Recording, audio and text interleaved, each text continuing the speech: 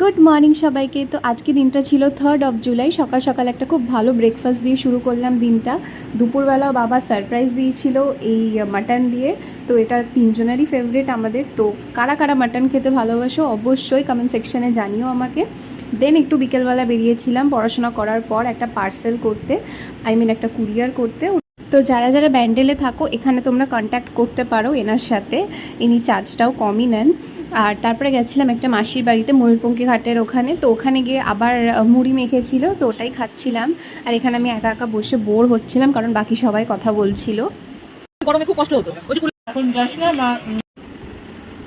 জয় মা, জয় মা, জয় মা। জয় মা।